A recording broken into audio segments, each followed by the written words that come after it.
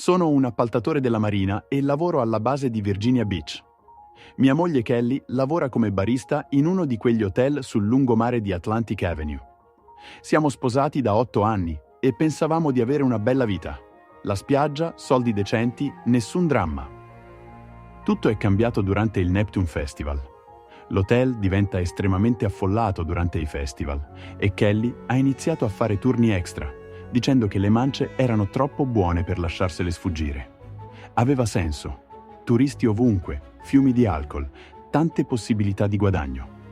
Ma poi un agente di polizia di Virginia Beach, che pattuglia regolarmente il lungomare, mi ha preso da parte dopo il suo turno. Mi ha detto di aver visto Kelly uscire dall'hotel più volte durante i suoi turni e salire su un SUV nero con alcuni uomini.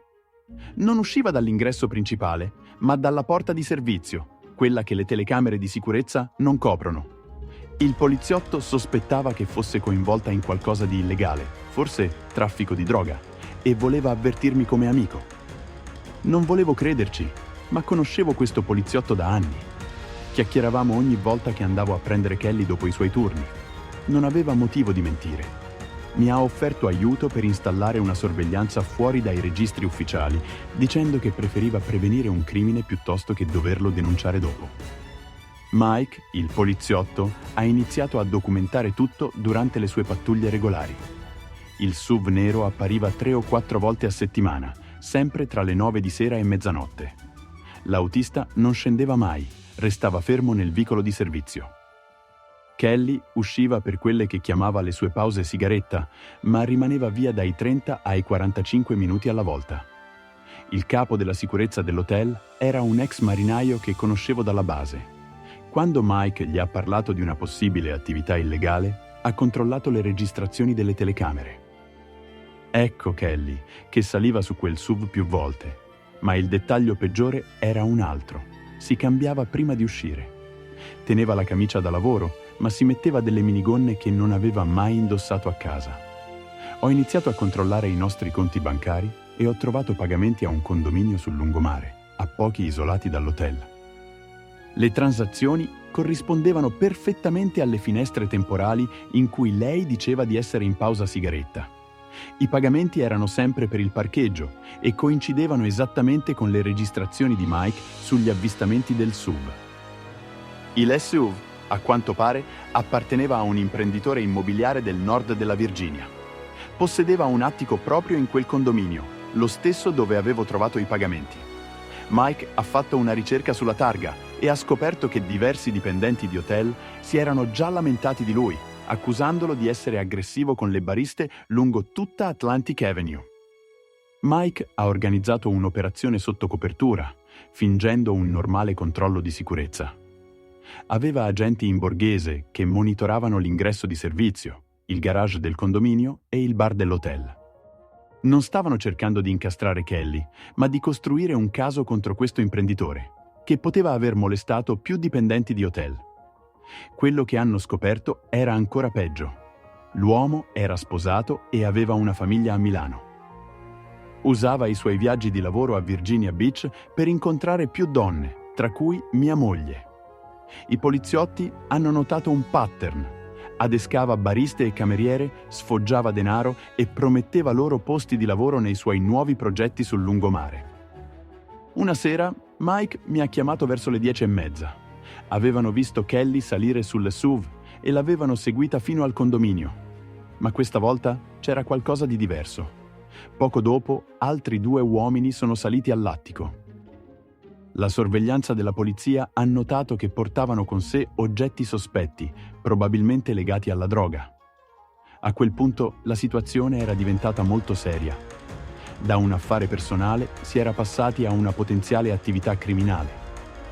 Mike ha dovuto segnalare ufficialmente il caso. La polizia ha ottenuto un mandato di perquisizione con l'accusa di traffico di droga. Il blitz è stato pianificato per la prossima volta che Kelly mi avesse detto di fare un turno extra. Il momento era perfetto. Alle 11 di sera, la polizia di Virginia Beach ha fatto irruzione nell'attico e ha trovato Kelly, l'imprenditore e altri 3 uomini con cocaina ed ecstasy. Kelly era nella camera da letto, sostenendo di essere lì solo per bere qualcosa dopo il lavoro. Ma nella sua borsa c'erano più di $2.000 in contanti e un telefono usa e getta. L'irruzione ha cambiato tutto. Kelly è stata arrestata, ma rilasciata il giorno dopo. L'imprenditore e i suoi amici non sono stati così fortunati. La quantità di droga trovata ha portato a un'accusa di traffico. Si è scoperto che usava gli incontri con il personale degli hotel come copertura per la sua operazione di spaccio. Alcune donne erano al corrente di tutto, altre no. Kelly ha giurato di non sapere nulla sulla droga, dicendo che aveva solo una relazione con l'uomo. Ma il telefono usa e getta raccontava un'altra storia. I messaggi dimostravano che faceva da palo, avvisando il gruppo quando c'erano poliziotti o addetti alla sicurezza in giro. Dal bancone del bar segnalava potenziali clienti e passava informazioni. L'ufficio del procuratore le ha offerto un accordo: testimoniare contro l'imprenditore e i suoi fornitori in cambio dell'immunità. Kelly ha accettato e ha passato 6 ore a raccontare tutto. Ha spiegato la relazione, l'operazione di spaccio, il modo in cui usavano l'ingresso di servizio dell'hotel per sfuggire alle telecamere di sicurezza. Ha persino fatto i nomi di altri dipendenti coinvolti. Nel frattempo, io dovevo prendere le mie decisioni.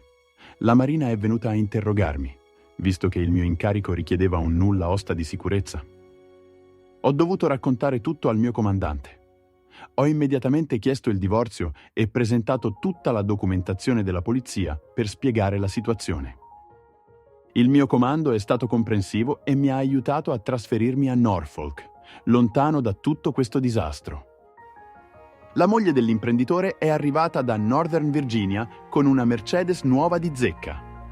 A quanto pare era un passo avanti rispetto al marito. Aveva già svuotato i loro conti e contattato un avvocato divorzista.